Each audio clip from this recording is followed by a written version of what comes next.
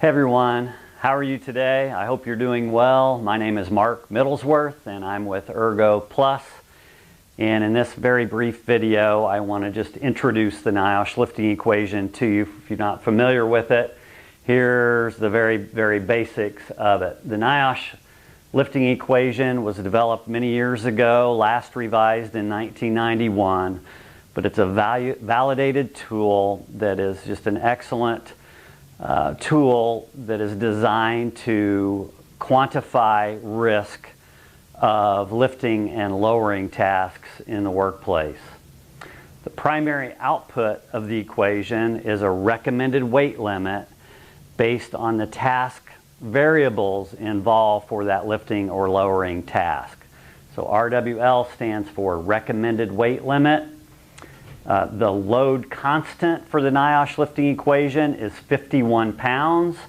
And then there are 6 multipliers that are used to reduce from that load constant of 51 pounds, again, based on the risk associated with horizontal reach, vertical location of the load, and that kind of thing. So the multipliers, the H multiplier is for the horizontal location of the object relative to the body. So from the midline of the body, you measure between the inside ankle bones to the load center, and that will give you the horizontal location of the object relative to the body. The V multiplier is the vertical location of the object relative to the floor. So we'd measure from the floor to the coupling on the object to determine the vertical location. The D multiplier is the distance that the object moves vertically during the lift from origin to the destination. The A multiplier is for the asymmetrical angle or the twisting component, if there is one associated with the task. So you'd want to assess that, determine the degree of asymmetry required by the job and the ergonomic design of that workplace, and determine what the multiplier would be. The F multiplier is for frequency, and there's also a duration component of the frequency multiplier, and the last multiplier is for coupling or the quality of the worker's grasp or grip on the object. So that is the revised Niosh lifting equation. As I said, the primary output is the recommended weight limit, and that answers the question, is this weight, is the actual load being lifted too heavy for the task based on the task variables involved and measured. The other output, which is very helpful in prioritizing our effort in terms of ergonomic improvement, is the Niosh lifting index, or the risk index, the degree of risk associated with the task. The lifting or risk index is calculated by taking the actual load weight, the actual weight being lifted or lowered, and dividing that by the recommended weight limit after the calculations are made. So the lifting index answers the question, how significant is the risk? If the recommended weight limit is 25 pounds based on task variables, and the actual load being lifted is 50 pounds, then the lifting or risk index is going to be 2.0, right? 50 is 2 times 25. So that's how that's calculated.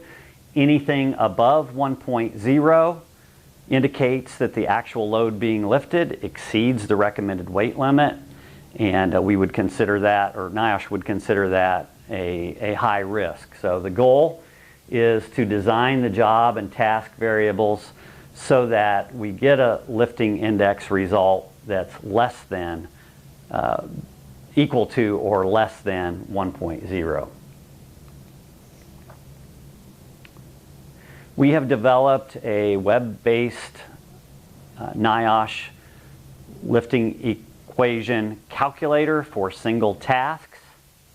And so this single task calculator will allow you to input 12 different inputs based on measurements that you take and the objective data that you collect.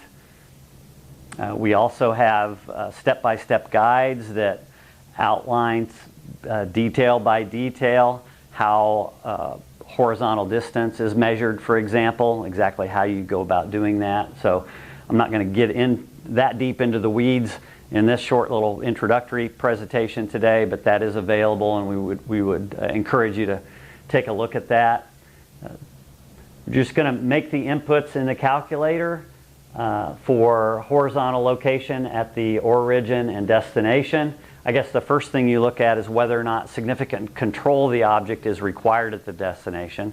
Some lowering tasks or lifting tasks don't require significant control at the destination, and so you don't have to make that many inputs if that's not the case. But in this case, significant control, let's say it is required for this particular task. We have to be careful about the way we set it down. We can't just throw it down. We would collect the data for horizontal location, vertical location, angle of asymmetry at both the origin and destination.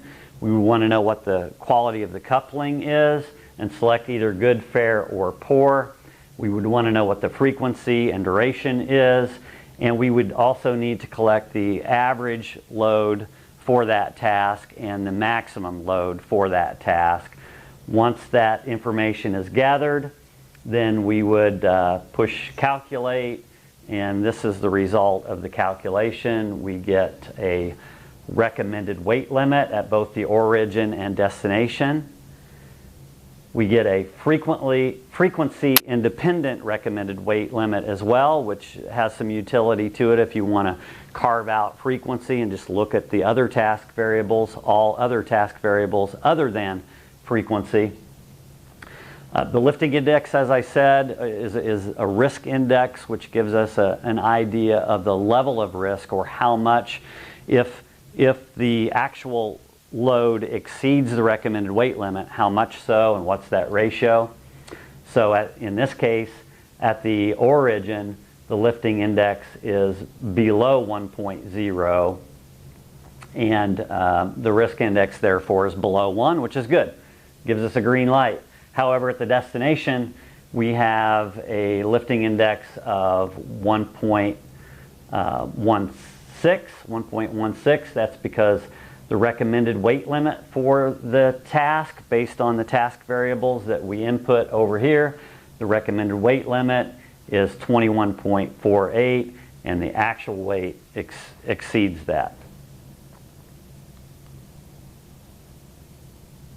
I also want to mention that there's another calculator that we've developed for the WISHA, this WISHA lifting calculator. This methodology was developed by the Washington State Department of Labor and Industries. Again, it's an old tool, but has also stood the test of time. There aren't as many task variables to collect, so it tends to be a simpler, more easy to use, more user-friendly tool perhaps than the Niosh lifting equation, because you don't have to consider all the other, many other task variables other than the vertical and horizontal locations, the frequency, duration, and whether or not there's twisting. So pretty simple inputs there. 6 inputs versus the Niosh lifting equation, which would have 12 inputs or so. Don't quote me on that, but I think that's about right. 12 inputs, so 2 times the number of inputs in the Niosh lifting equation. A little more complicated in terms of measuring for the Niosh lifting equation, so some people like to simplify and utilize this tool. It's a validated tool in the public domain that is a great way to assess and screen lifting and lowering tasks that you think might be high risk.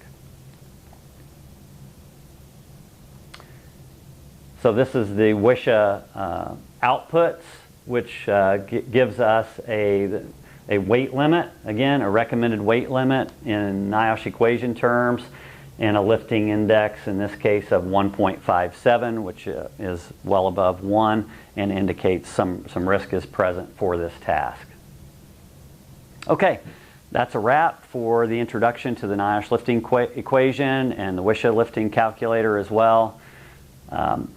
If you would like to check the calculators out, feel free to go to our website. Go to ergo-plus.com, ergo-plus.com/platform, and there you will be able to create a free access account to all the calculators that we have, and we have additional calculators beyond the Niosh and Wisha as well. So that's a wrap. Hope you have a great day, and we'll talk to you soon.